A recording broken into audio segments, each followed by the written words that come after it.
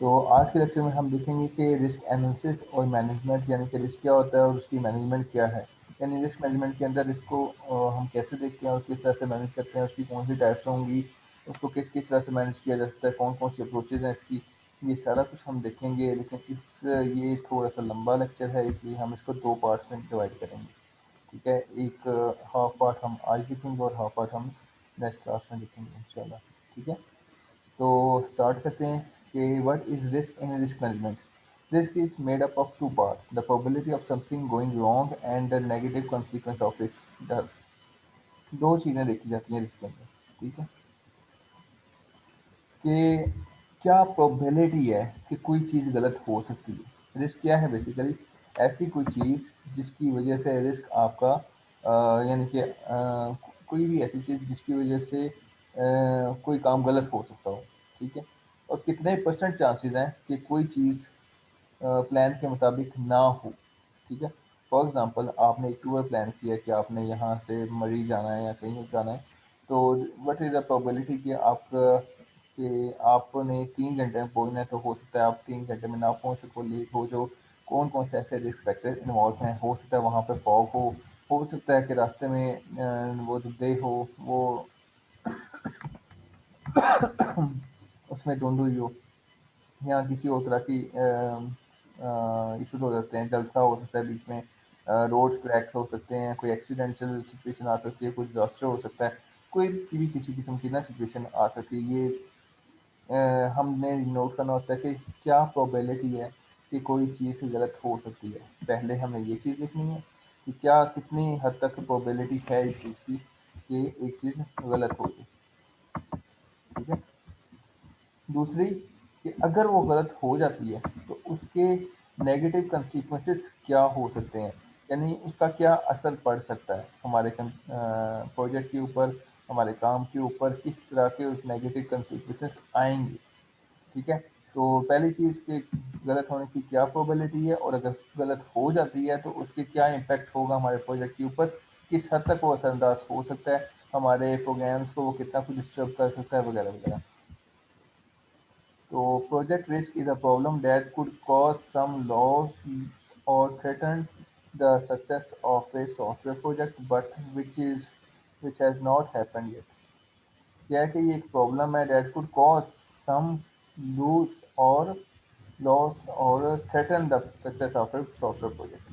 मतलब ये कि आप ये सॉफ्टवेयर प्रोजेक्ट या प्रोजेक्ट रिस्क क्या है कि ये एक तरह से एक रिस्क फैक्टर है जिसमें हमारे प्रोजेक्ट की जो कामयाबी है वो कॉम्प्रोमाइज़ हो सकती है अगर ये चीज़ आ जाती है बीच में। ठीक है, these problems can drastically impact on the schedule, cost, or technical success of a software project, the quality of a software product, or project team morale. क्या हो रहा है यहाँ पे?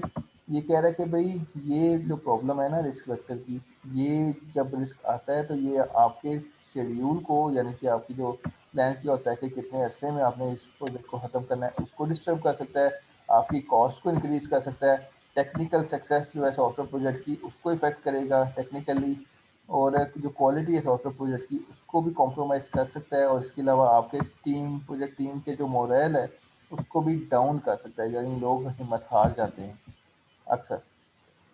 तो इसकी कुछ कैटेगरीज भी हैं। ठीक है, प्रोजेक्ट रिस्क सबसे पहले कुछ कैटेगरीज हैं जिसमें से प्रोजेक्ट रिस्क है सबसे पहले, फिर प्रोडक्ट रिस्क है, यानी प्रोजेक्ट रिस्क जो है वो डील करती है प्रोजेक्ट के हवाले से जो रिस्क हैं उनसे डील करेगी।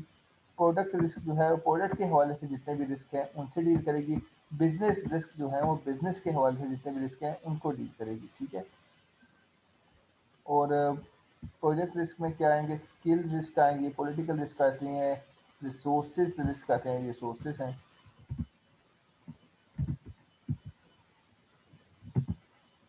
ठीक है, ये रिसोर्सेज रिस्क हैं और ये रिक्वायरमेंट रिस्क है, यानी कि ये प्रोडक्ट से रिलेटेड रिस्क हैं।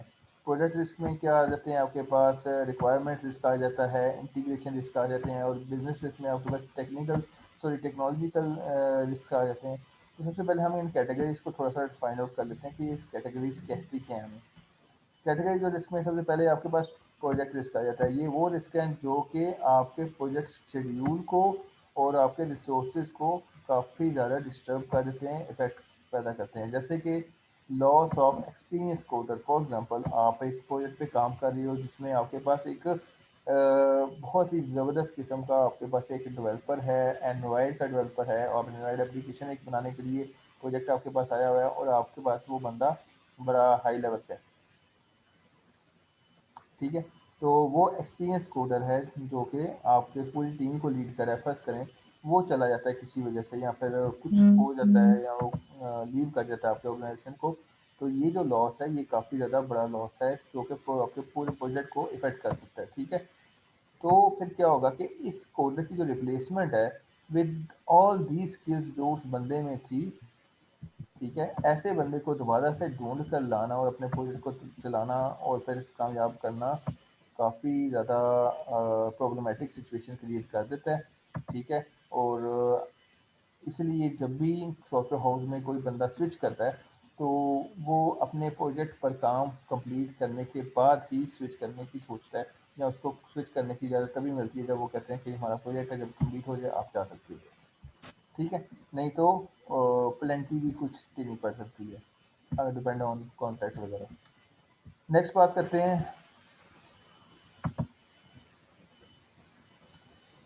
प्रोडक्ट रिस्क के बारे में, ठीक है। आपके प्रोडक्ट रिस्क क्या है?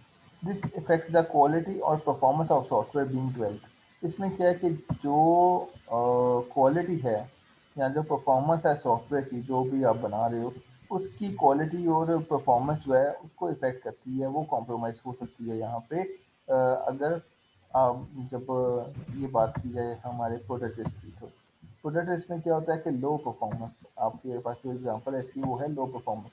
लो परफॉर्मेंस में क्या चीज़ें आ जाती हैं? फर्स्ट करें आपका जो रन अराउंड टाइम है, या turn around time, sorry turn around time है वो आपका अच्छा नहीं आ रहा, या फिर आपके जो फॉर्म्स हैं वो सही तरह से खुल नहीं रहे, या फिर आपका जो सॉफ्टवेयर जो आपने बनाया है वो हेल्ड हो रहा है, या फिर एक्सेप्शंस आ रही हैं उसके अंदर। तो ये आपकी गंदी परफॉर्मेंस है आपके सॉफ्टवेयर की, या फिर आपकी वेब एप्लीकेशन की। अगर वो सही टाइम पे पेज को ओपन भी नहीं कर रहे, डिपेंड करता है, वैसे इंटरनेट स्पीड भी यहाँ पे थोड़ी सी इशू है, लेकिन ओवरऑल बहुत ही हाई फाई इमेजेस का यूज़ किया जाए तो भी प्रॉब्लमेटिक सिचुएशन क्रिएट हो जाती है यहाँ पे। तो developed product do not performing as expected with the effect overall performance of the system, कि जो प्रोडक्ट हमने बनाई है वो उस तरह से काम नहीं कर रही जिस तरह की एक्सपेक्टेशन रखी जा रही थी उससे, ठीक है। तो ये आपके प्रोडक्ट के हवाले से रिस्क आ जाते हैं। फिर आगे बात करते हैं हम बिजनेस रिस्क के बारे में। बिजनेस रिस्क में क्या होता है? Risk that effect the organization developing और लॉस ऑफ सॉफ्टवेयर, ठीक है। बिजनेस रिस्क कौन से हैं? वो risk that effect the organization developing और लॉस ऑफ सॉफ्टवेयर। मीन्स कि आपका कोई सॉफ्टवेयर है वो मिस हो गया, या फिर आप की जो डेवलपिंग है, यानी कि ऑर्गेनाइजेशन की जो डेवलपमेंट है वो रुक गई। तो ये आपके बिजनेस हैं, जैसे कि introduction of new product by a competitor.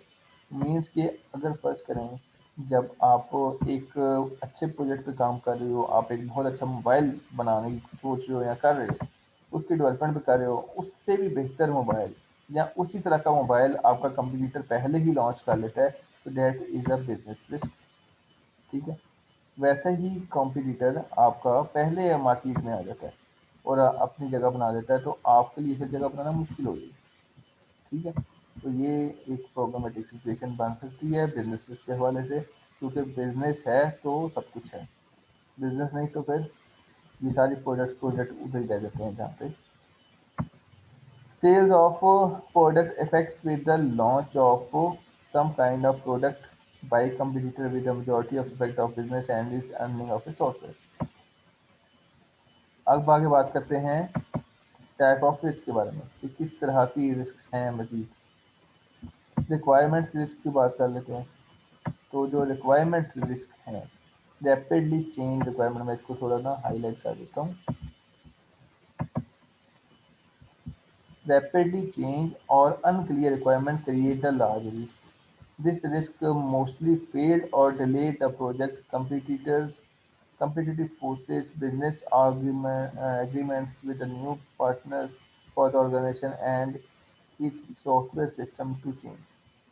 अच्छा, इसमें वो क्या कह रहा है जो रिक्वायरमेंट रिस्क है ना आपके टाइप ऑफ रिस्क के अंदर, जब आप रिक्वायरमेंट रिस्क देखते हैं कि जी रिक्वायरमेंट रिस्क है कोई, तो वो रिक्वायरमेंट रिस्क किस तरह का है भाई। एक रिक्वायरमेंट रिस्क होता है कि आपका जो स्टेक होल्डर है या जो बंदा है जिसके लिए आप काम कर रहे हो, वो फौरी तौर पे ना रैपिडली एकदम से आपकी रिक्वायरमेंट को चेंज कर रहा है, यानी कि अपनी रिक्वायरमेंट जो उसने पहले फेज में दी थी वो चेंज कर किया जा रहा है। और जहाँ अनक्लियर रिक्वायरमेंट्स हैं उसके लिए कि वो उसको खुद नहीं पता वो क्या चाह रहा है, तो ऐसी सिचुएशन में सारा कुछ सॉफ्टवेयर एनालिस्ट के ऊपर डाल देना भी तो प्रॉब्लमेटिक सिचुएशन है।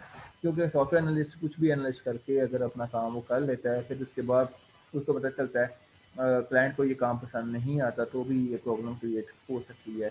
इससे क्या होता है, ये रिस्क जो है ना नॉर्मली आपके प्रोजेक्ट को या तो फेल कर देते हैं या फिर आपके प्रोजेक्ट को बहुत ज़्यादा डिले कर देते हैं। क्योंकि ये काम बहुत ज़्यादा जो है ना मिकदार में आपके जो सॉफ्टवेयर इंजीनियर हैं उनको बार बार करना पड़ता है, दोबारा से फिर से वो जो एजाइल है मॉडल उसको यूज़ कर करके दिखाना पड़ता है, बताना पड़ता है बार बार। तो उसमें भी अगर बंदा वो रैपिडली चेंज कर ले, जो कि एजाइल मॉडल में काफ़ी अच्छा है, हैंडल किया जाता है रैपिडली चेंजिंग रिक्वायरमेंट्स को, लेकिन फिर भी कब किसी न किसी हद तक डिले प्रोजेक्ट में आ जाता है। आगे बात करते हैं टेक्नोलॉजी इसके बारे में। टेक्नोलॉजी रिस्क क्या है? It is founded that technology sometimes enable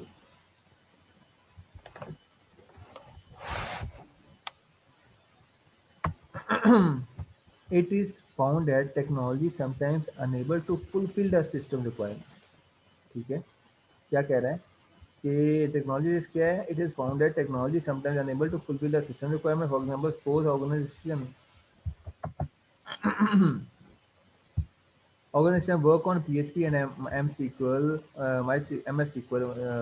SQL, but a project needs or require a feature beyond the limitation of PHP or MS SQL, which create a problem to be failed या project to be failed. अच्छा, इसमें क्या कहता है, ये technology risk है।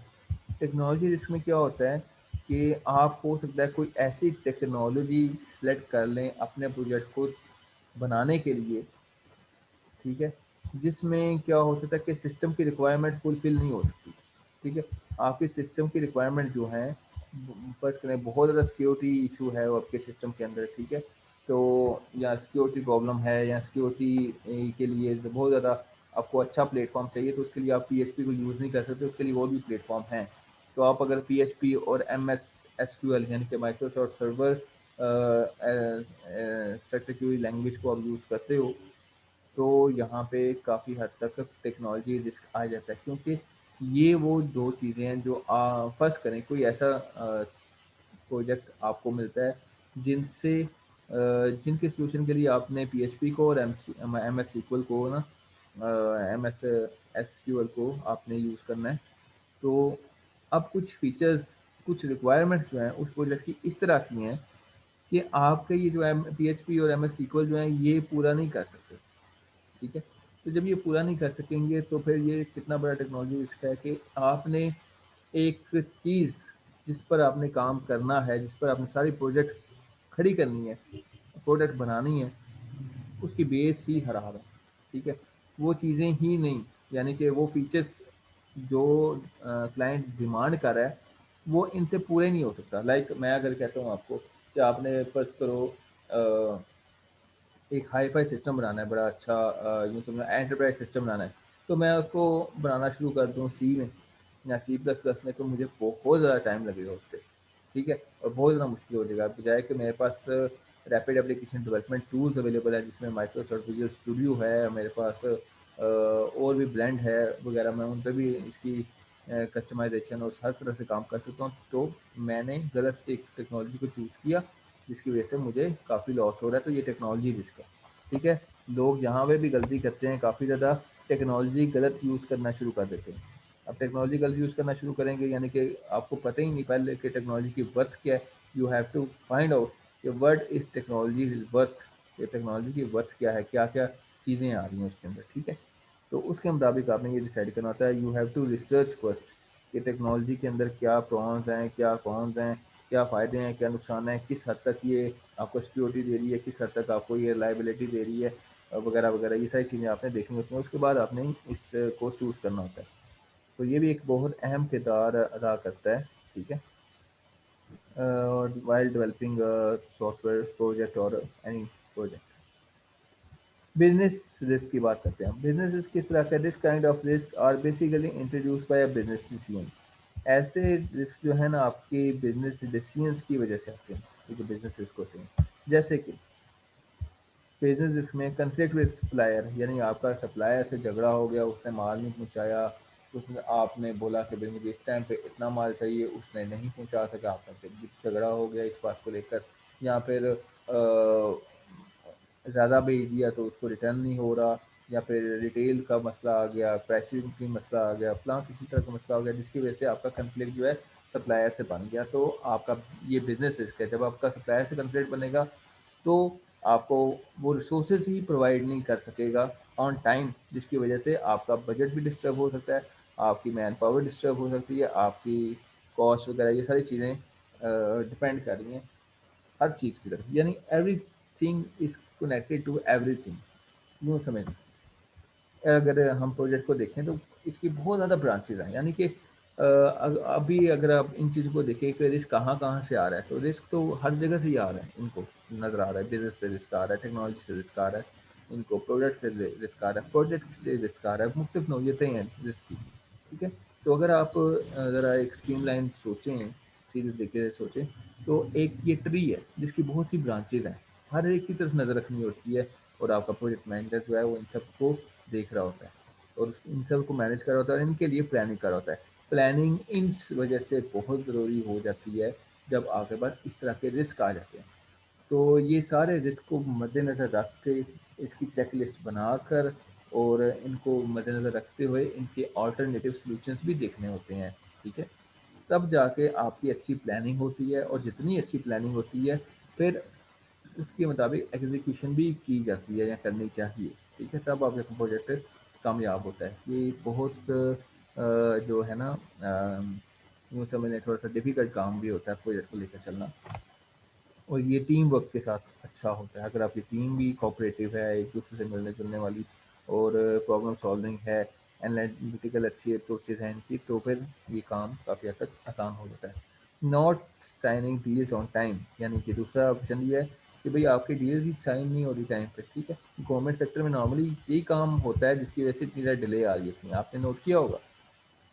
किसी भी गवर्नमेंट को उठा के देखें, खासतौर पे पाकिस्तानी गवर्नमेंट को उठा के देखें, तो क्या होता है, कोई भी गवर्नमेंट हो, किसी का भी दौर हो, भाई काम जो है ना टाइम पे हो जाए तो क्या ही बात है, लेकिन टाइम पे हो तो ना, टाइम पे नहीं होना था, ठीक है।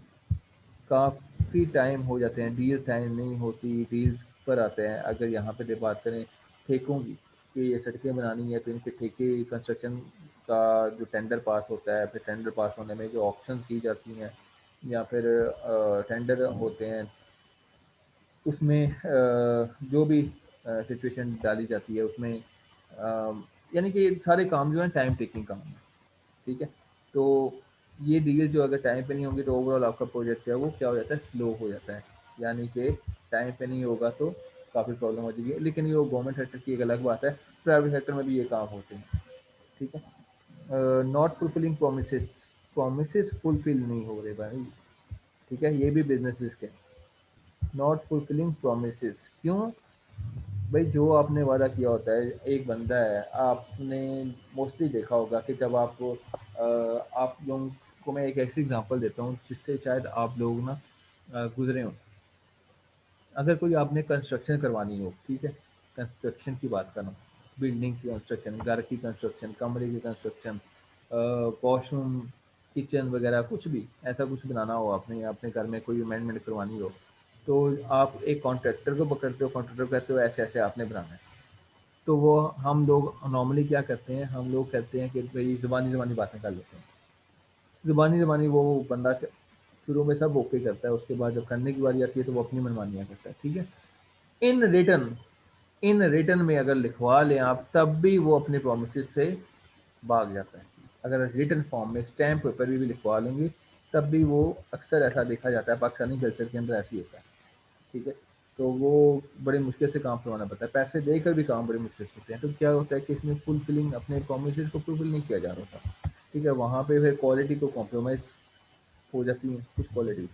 ठीक है, इसलिए लोग जो अपने कंस्ट्रक्शन के घर जो हैं वो खुद बनाने को प्रेफर करते हैं, बजाय कि वो किसी कॉन्ट्रैक्टर से बनवाएं या किसी और से बनवाएं, क्योंकि वहाँ पे उनको वो सेटिस्फेक्शन नहीं मिलती। लेकिन यही काम जब वो लोग बाहर जाके करते हैं, अब्रॉड में करते हैं, तो अकॉर्डिंग टू देयर रिक्वायरमेंट्स कर रहे होते हैं। यही पाकिस्तान, यही सब कुछ है। तो ये बिजनेस रिस्क है। ठीक है, प्रोमिस जो हैं वो फुलफिल नहीं हो रहे। उसके बाद पॉलिटिकल रिस्क भी आ जाते हैं। This happens because big or high authority people misuse the power which influence the product. क्या होता है, पॉलिटिकल रिस्क भी आ जाते हैं। पॉलिटिकल रिस्क क्या है कि देखें, पॉलिटिकल रिस्क सिर्फ पाकिस्तान गवर्नमेंट लेवल पे नहीं होते, ये आपके ऑर्गेनाइजेशन लेवल पे भी होते हैं। क्या होता है कि जो हायर अथॉरिटीज़ होती हैं वो अपनी पावर्स को गलत यूज़ करती हैं, और प्रोडक्ट जो कि अल्टीमेटली आपके प्रोडक्ट पर इफेक्ट कर रही होती हैं। ठीक है, अब आप कह दोगे सर कुछ ऐसा तो नहीं, मतलब कि आप कहेंगे कि भाई हायर अथॉरिटीज़ के तो पैसे लग रहे होते हैं, उनको क्या ज़रूरत है कि वो अपने प्रोडक्ट को खुद से हरा पाएँ। तो भाई हायर अथॉरिटीज़ के अंदर आपके डिफरेंट स्टेक होल्डर्स आ जाते हैं। कोई चाह रहा होता है, कोई नहीं चाह रहा होता, कोई कुछ चाह रहा हो, मतलब अपने अपने इंटरेस्ट होते हैं उनके। तो किसी ना किसी तरह की पॉलिटिकल इन्वॉल्वमेंट बीच में आ जाती है। ठीक है, तो वो सारे रिस्क आ जाते हैं आपके पास। ठीक है, नेक्स्ट रिसोर्सेज रिस्क की बात करते हैं कि रिसोर्सेज फाइंड आउट करना। तो risk causes delay in a project. वो ये जो रिस्क है ना, इसमें भी आपका डिले आ सकता है। किस तरह का डिले आ जाता है, पीपल और टीम, मनी एंड फैसिलिटीज। भाई ये तीनों चीज़ें अगर आपके पास within time period available नहीं है, एक टाइम के अंदर अंदर आपको अवेलेबल नहीं है, तो आपका प्रोजेक्ट जो है वो काफ़ी डिले हो जाता है। मीन्स के आपके पास स्टाफ ही नहीं है, पीपल और टीम, स्टाफ ही नहीं है, और उस स्टाफ को देने के लिए पैसे ही नहीं है या प्रोजेक्ट के लिए आपके पास पैसे नहीं है। फिर फैसिलिटीज़, यानी कि इस स्टाफ के लिए आपके पास डिफरेंट फैसिलिटीज़ नहीं है। फैसिलिटीज़ किस किस्म की, ये नहीं कि उनको खाने पीने के लिए कुछ चाहिए। फैसिलिटीज़ मीन्स कि उनके पास प्रॉपर इंफ्रास्ट्रक्चर नहीं है, सीटिंग एनवायरनमेंट नहीं है, ऑफिस सही ना हो, वो वर्किंग एनवायरनमेंट ही ना प्रोवाइड की जाए। तो ये दीज आर द फैसिलिटीज। ठीक है, ये नहीं कि उनको ब्लैंकेट क्यों नहीं मिला सोने के लिए, ये फैसिलिटीज़ नहीं, काम के हवाले से फैसिलिटीज़ वो। नेक्स्ट बात करते हैं स्किल्स की रिस्क। स्किल रिस्क कौन से रिस्क होते हैं, unfamiliar with the technology, team have no computer idea of the technology, team have no computer idea of a technology which going to be used on the project which automatically affect the product। क्या होता है कि skills risk में क्या होगा कि अगर आपने कोई टीम ऐसी हायर कर दी है, फर्स्ट करें अगर सॉफ्टवेयर की बात करें, सॉफ्टवेयर प्रोजेक्ट की बात करें, तो मैंने बनाना है एक एंड्रॉयड एप्लीकेशन। ठीक है, एक अच्छी खासी एंड्रॉयड मैसेंजर मैंने बनाना है, जैसे व्हाट्सएप है वैसे मैंने अगर एक मैसेंजर क्रिएट करना है, तो मुझे एक एंड्रॉयड का एक्सपर्ट चाहिए। मैं उठा देता हूँ पीएचपी डेवलपर, मैं ले लेता हूँ सस्ते में कोई और डेवलपर ले लेता हूँ, या फिर मैं आईफोन का ले लेता हूँ developer.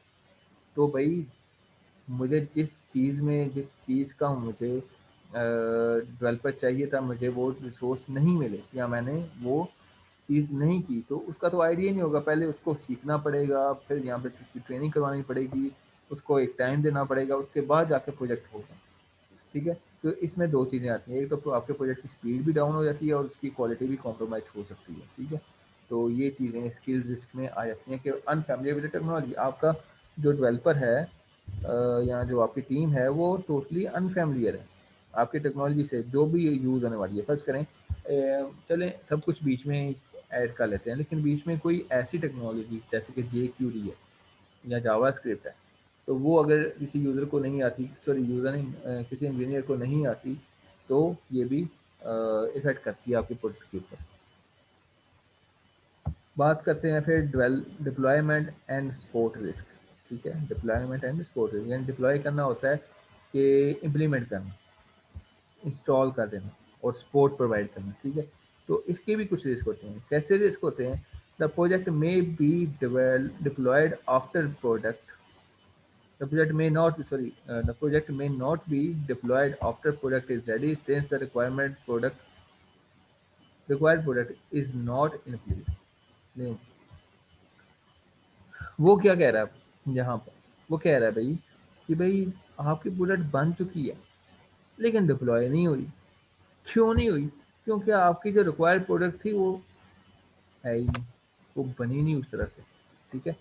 Sport team sport team not ready for training और ओवर स्ट्रेस्ड। क्या है कि जो स्पोर्ट टीम जो होती है ना, जो सॉफ्टवेयर सपोर्ट प्रोवाइड करती है या कोई टेक्निकल सपोर्ट प्रोवाइड करती है, सॉफ्टवेयर सपोर्ट देती है कि अगर कोई प्रॉब्लम आए तो हम आपको बताएंगे, हम आपको सॉल्व करवा देंगे, हम आपको बता देंगे, वो ही जो है वो ट्रेनिंग के लिए रेडी नहीं है, या फिर वो ही जो है वो मदद के लिए सपोर्ट के लिए रेडी ही नहीं है, या वो यूज़र की ट्रेनिंग करवाने में रेडी नहीं है। ठीक है। जब भी आप नया सॉफ्टवेयर बनाते हो तो जो सपोर्ट टीम जो होती है ना वो सिखाती है यूजर्स को कि भाई आपने इस तरह से सॉफ्टवेयर को यूज़ करना है।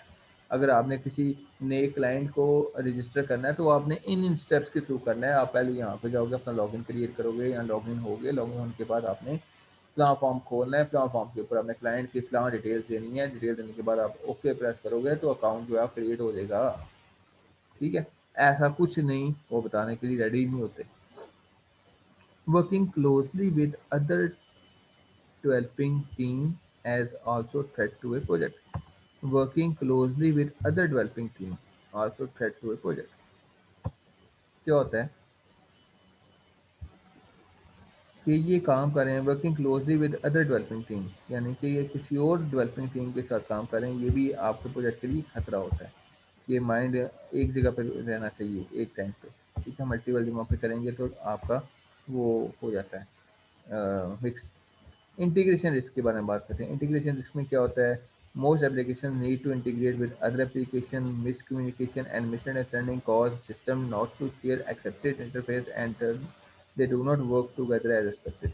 इसमें क्या आ रहा है कि भाई इंटीग्रेशन इसमें क्या होता है कि आपके जो सॉफ्टवेयर हैं वो डिफरेंट मॉड्यूल्स बनाए हो। बेसिकली आपकी जो प्रॉब्लम है ना उनको डिवाइड कर दिया जाता है सब प्रॉब्लम में। तो जब सब प्रॉब्लम बन जाते हैं, यानी कि उसके डिफरेंट मॉड्यूल बन जाते हैं, तो उनको इकट्ठा कर किया जाता है। यानी उनको इकट्ठा इस तरह से किया जाता है कि इकट्ठा इस ढंग से किया जाता है कि आपका जो कंप्यूटर है या सॉफ्टवेयर जो है वो ठीक ढंग से काम करे, एक ही यूनिट में दिखाई दे। तो डिफरेंट मॉड्यूल्स हैं उसके, वो उन सबको इंटीग्रेट करना पड़ता है। तो जब इंटीग्रेशन में ही मिसकम्युनिकेशन होंगी, मिसअंडरस्टैंडिंग होंगी और वो रिक्वायर्ड इंटरफेस बनेगा ही नहीं जो अगले बंदे को चाहिए इंटीग्रेशन के हवाले से, तो काम ठीक नहीं होगा। ठीक है। तो ये भी रिस्क है आपका। तो आप इसमें कम्युनिकेशन इन्वॉल्व है कि आपकी प्रॉपर कम्युनिकेशन और अंडरस्टैंडिंग अच्छी होनी चाहिए ताकि जो जो मॉड्यूल पे काम कर रहा है उसके मुताबिक इंटीग्रेशन में प्रॉब्लम आए। ठीक है। शेड्यूल रिस्क में इसको स्केड्यूल भी बोलते हैं, शेड्यूल भी बोलते हैं। तो स्केड्यूल में contain conflict components which are not available when necessary. Schedule may conflict components which are not available necessary. The delivery date is happening at the extremely busy time. Communication between all interested parties can help to reduce this risk. वो कह रहे हैं भाई schedule risk होता है। Schedule risk क्या होता है कि भाई इसमें कन्फ्लिक्ट आ जाता है आपके कंपोनेंट्स के साथ जो कि आपके पास अवेलेबल ही नहीं है जब ज़रूरी हो। जब आपको ज़रूरत है तो उस वक्त आपके पास कोई कंपोनेंट ही नहीं है। यहाँ डिलीवरी डेट आ गई है आपके पास, यहाँ डिलीवरी डेट आ रही है, तो at an extremely busy time, यानी कि जब आप बहुत बिजी हो और काम लगे हो तो आपकी डिलीवरी डेट भी आ गई, यानी डेडलाइन आ गई, तो आपने उसे नहीं है। तो अब क्या कह रहा है कि communication between all interested parties can help to reduce the risk. यानी इसमें कम्युनिकेशन जो है सारी पार्टीज के बीच में, यानी शेड्यूल है ना ये।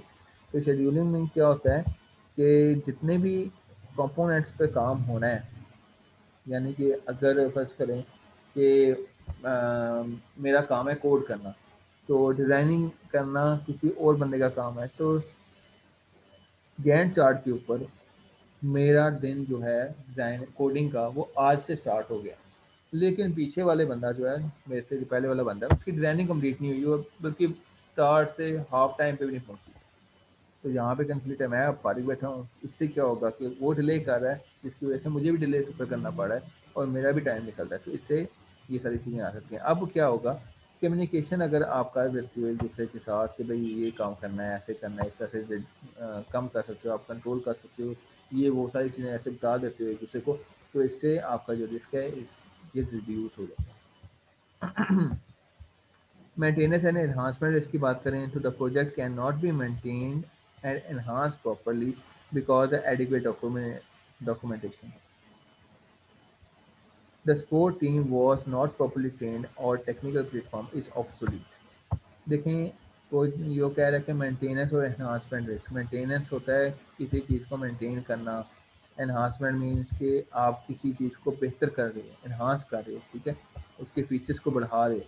तो प्रोजेक्ट जो है उसको मेंटेन, वो प्रोजेक्ट कभी भी मेंटेन नहीं हो सकता या एनहांस नहीं हो सकता जब तक कि उसके पास एडिक्वेट डॉक्यूमेंटेशन ना हो। एडिक्वेट डॉक्यूमेंटेशन का मतलब है कि ज़रूरत की जितनी ज़रूरत हो ना उतनी काफ़ी, एडिक्वेट का मतलब होता है काफ़ी डॉक्यूमेंटेशन, या फिर इतनी डॉक्यूमेंटेशन या इतनी जितनी की ज़रूरत हो, ठीक है, मुनासिब, यूँ समझिए। तो अगर उनके पास मुनासिब सी डॉक्यूमेंटेशन नहीं है जो उनको रिक्वायर्ड हो, तब तक वो मेंटेन और एनहांस कर ही नहीं सकते। डॉक्यूमेंटेशन के ऊपर सारा कुछ लिखा होता है कि भाई कैसे बना है, किस तरह से बना है, ये रिटन डॉक्यूमेंटेशन की।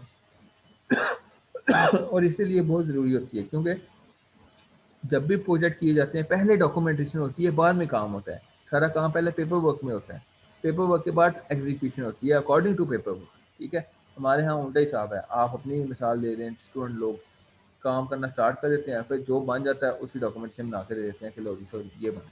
ऐसा नहीं, ऑपोजिट है, सारा ऑपोजिट हम काम करते हैं। काम क्या होता है, पहले आपने डॉक्यूमेंटेशन करनी है, डॉक्यूमेंटेशन करने के बाद आपने सिस्टम को, यानी कि सिस्टम को पहले समझना है, फिर डॉक्यूमेंटेशन करनी है, उसके बाद आपने एग्जीक्यूशन करनी है अकॉर्डिंग टू योर डॉक्यूमेंटेशन, ठीक है। और अगर कोई चेंज करना पड़ जाता है, ठीक है, तो डॉक्यूमेंटेशन को भी चेंज कर दो, सीधी सी बात है। साथ साथ चेंज करो, डॉक्यूमेंटेशन आपकी अप टू डेट होनी चाहिए, ठीक है जी। कोई सवाल है जोहेब? सर, छोटे प्रोजेक्ट के लिए कौन सी डॉक्यूमेंटेशन करने की जरूरत है? कौन से? ये छोटे प्रोजेक्ट्स के लिए हाँ जी। डॉक्यूमेंटेशन जरूरी होती है, छोटे छोटे प्रोजेक्ट्स के लिए? देखिए, छोटे प्रोजेक्ट्स के लिए क्वेश्चन आया है कि छोटे प्रोजेक्ट्स के लिए डॉक्यूमेंटेशन ज़रूरी होती है या नहीं होती। देखें, लार्ज प्रोजेक्ट्स, तो लार्ज प्रोजेक्ट्स की अगर बात करूँ तो वो तो तसव्वुर ही नहीं पैदा होता। और छोटे प्रोजेक्ट पर देखिए, जब आपने फर्ज करें छोटे प्रोजेक्ट को इन्हांस करना पड़ जाता है, यूज़र आपको कह देता है कि भाई मुझे चेंजिंग करके दें, एनहांस करके दें, उसको मेंटेन करना पड़ जाता है। तो देखिए, एक वक्त आता है आपको नहीं याद रहेगा, बेशक आपने विदाउट डॉक्यूमेंटेशन अगर आप बना लेते हो एक प्रोजेक्ट को, ठीक है, तो प्रोजेक्ट को जब बना लेते हो, जब आपको देखना पड़े, दोबारा देखोगे, कुछ ऐसे बाद इंसान को अपना कोड याद नहीं रहता, ठीक है। अगर आप कोड करो ना, तो अपना ही कोड कुछ ऐसे बाद देखोगे तो आपको याद नहीं रहेगा। कोई टीचर आपसे वाइवा लेगा ना कि ये कोड कैसे किया, तो आपको याद नहीं रहेगा, बहुत कम चांसेस होते हैं याद रखने के। तो जब आप प्रोजेक्ट कर रहे हो तो प्रोजेक्ट के अंदर छोटे प्रोजेक्ट भी करो, तो छोटे प्रोजेक्ट के अंदर 20-25 फॉर्म भी रखो। तो 20-25 फॉर्म किस तरह से हुए हैं, कैसे हुए हैं, ये लॉन्ग टाइम के लिए याद रखना ज़रूरी होता है, और ये आप याद नहीं रख सकते, इसलिए से डॉक्यूमेंटेशन ज़रूरी हो जाती है छोटे प्रोजेक्ट के अंदर भी, ठीक है। और डॉक्यूमेंटेशन इसलिए ज़रूरी होती है कि आप प्लानिंग कर सको। छोटे प्रोजेक्ट्स में भी रिस्क आ जाते हैं, लेकिन वो अलग बात है कि ज़रा खतरनाक नहीं होते उस तरह से, लेकिन क्योंकि प्रोजेक्ट छोटे होते हैं तो और नोटिस होती है, लेकिन आपको प्लानिंग की तो ज़रूरत पड़ती है ना, ठीक है। प्रॉपर प्लानिंग की ज़रूरत पड़ेगी, उसके लिए आपने डॉक्यूमेंटेशन करनी ही करनी है। आपको डॉक्यूमेंटेशन करनी पड़ेगी, उसके लिए छोटे प्रोजेक्ट हैं तो छोटे प्रोजेक्ट की थोड़ी डॉक्यूमेंटेशन होगी, ज़ाहिर बात है। लेकिन डॉक्यूमेंटेशन ज़रूरी होती है चाहे छोटे हों या बड़े हों। तो is that clear? Yes sir, thank you. Okay. Sport team was not properly trained और टेक्निकल प्लेटफॉर्म इज ऑब्सोलीट। वो कहता है भाई जो स्पोर्ट टीम है जो आपको स्पोर्ट कर रही है ना, अगर वो प्रॉपर्ली ट्रेंड ही नहीं है, या फिर जिस प्लेटफॉर्म पे वो आपको वो कर रही है, आपको ट्रेन करने की कोशिश कर रही है, वो ऑब्सोलीट है, यानी कि अब ख़त्म हो गया है। जैसे कि अभी मैं आपको बात बताऊँ एक टेक्नोलॉजी की, VB.NET, वो ऑलमोस्ट ऑब्सोलीट है, ठीक है। आपके पास सी शॉप है, आपके पास जावा है, आपके पास पाइथन है, आपके पास 100 बुलाएं हैं। VB.NET को कौन पूछता है? मैंने बहुत कम देखा है आजकल के दौर में कोई वीबी डॉट नेट का डेवलपर। कभी रोजी डॉट पीके पे जाएं, लिंक्ड इन में जाएं, कोई बंदा बहुत कम होंगे जो वीबी डॉट नेट पे डेवलपर्स हो सकते हैं। ठीक है, नेक्स्ट बात करते हैं डिज़ाइन रिस्क के बारे में। डिज़ाइन रिस्क क्या है? Bad design decisions had a impact on the system performance और it ability to satisfy the requirement. Design risk में क्या है? बैड डिज़ाइन, आपका जो बुरा डिज़ाइन है ना, ठीक है, वो आपके सिस्टम की परफॉर्मेंस पर इफ़ेक्ट करता है। यानी कि डिज़ाइनिंग जो होती है ना आपकी, तो वो काफ़ी ज़्यादा ये फैक्टर क्रिएट करती है आपके सिस्टम रिक्वायरमेंट्स को सेटिस्फाई करने के लिए। अदर रिस्क के बारे में बात करते हैं। अदर रिस्क क्या है? दिस इज 1 मिनट बेटा, 1 मिनट।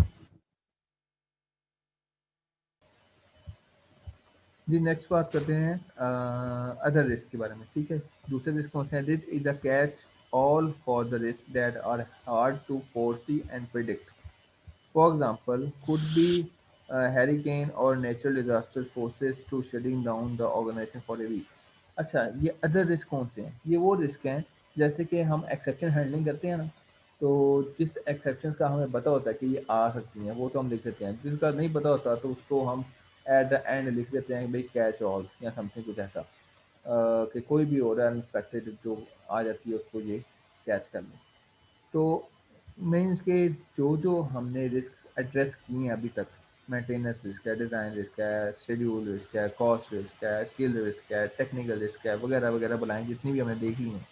इसके अलावा भी अगर कोई रिस्क आता है ना जिसको हम प्रिडिक्ट नहीं कर सकते, तो ये उस चीज़ में आते हैं। ठीक है, उस कैटेगरी में फॉल करता है। वो कौन सा रिस्क है? अब देखो, कोरोना एक सिचुएशन थी जब 2020 में ये कोरोना पहली बार आया, किसी ने इसको पहले प्रिडिक्ट नहीं था किया। ठीक है, चाइना में सबसे पहले आया, उन्होंने भी प्रिडिक्ट नहीं था किया इस चीज़ को।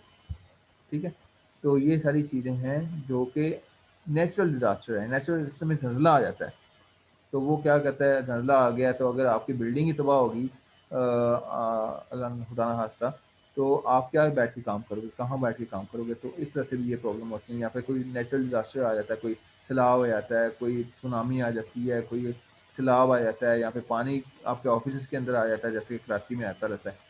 तो ऐसे डिजास्टर्स के लिए आपको अपनी ऑर्गेनाइजेशन को 1 हफ्ते के लिए, 2 हफ्ते के लिए या कुछ हफ्ते के लिए बंद भी करना पड़ सकता है। तो ऐसी सिचुएशन के लिए भी क्या करना पड़ सकता है?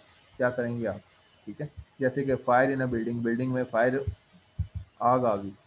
ठीक है, डेवलपिंग सर्वर क्रैशिंग, यानी कि जो डेवलपमेंट सर्वर है वो क्रैश कर गया।